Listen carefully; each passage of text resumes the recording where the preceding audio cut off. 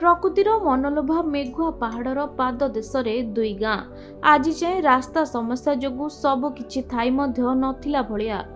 ରାସ୍ତା ଦିଅ, ଆମକୁ କିଛି ଦରକାର ନାହିଁ ବୋଲି ଅଞ୍ଚଳବାସୀଙ୍କ ଦାବି।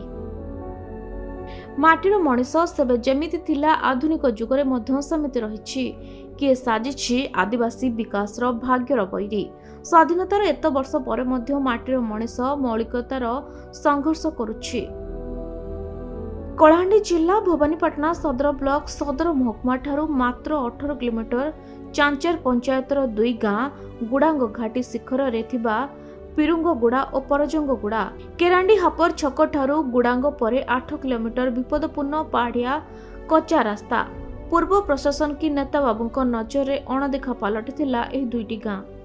स्कूल जाई नहीं पारुचन कि पाठ पढ़ी भी नहीं जाई पारुचन पेशेंट के बुई करनो चाहिए हमर गानो चौलानी गले भी रास्ता घाट भी बुई करानो चन साइकिल भी नहीं चढ़ुचे कि गाड़ी भी नहीं जाउचे घर द्वार भी नहीं सरुचे आरु अंगनबाड़ी सेंटर भी दे ओदा बाटे रही जाइचे आरु नहीं भी सरुचे ना रास्ता घाट नु गाड़ी आसले तो सामान पतर आनबे गर्भवती महिला मन के बुई नेबार पड़ुचे पिला छुआ मन स्कूल जाई नहीं पारबार ना वर्षा दिने रास्ता खराब हो जाउचे काना कोले रास्ता है बागे हमर आरे एटा गुडांग के जाई सुना गया भुई करने सन गर्भवती महिला बाकी लोक नहीं थिला लोक केन भुई करनी देबे। परजंगगुडा गाँ लाइट आलो रहिछि, नेटवर्क मध्य आसुछि, हेले पीबा पानी केबे मिलुछि तो केबे नाही। गाँ चित्र देखिले वसुधा अधा पंतरिया पालटिछि। सेहिभଳି दुई गाँर मुख्य समस्या हेउछि रास्ता। अधा पंतरिया होई पड़ी रहिछि गाँर रास्ता। पिलांको प्राथमिक शिक्षा परे रास्ता जोगु अधारे पाठपढ़ा ठप होई रहिछि। कहबाकू गले रास्ता ही मूल विकास रे बाधक साजिछि। रास्ता पाई गुहारी करी करी निराश होई पड़िलेनी ग्रामवासी। एबे पुणी आशा जागिछि माझीको दुख बुझिबे माझी सरकार।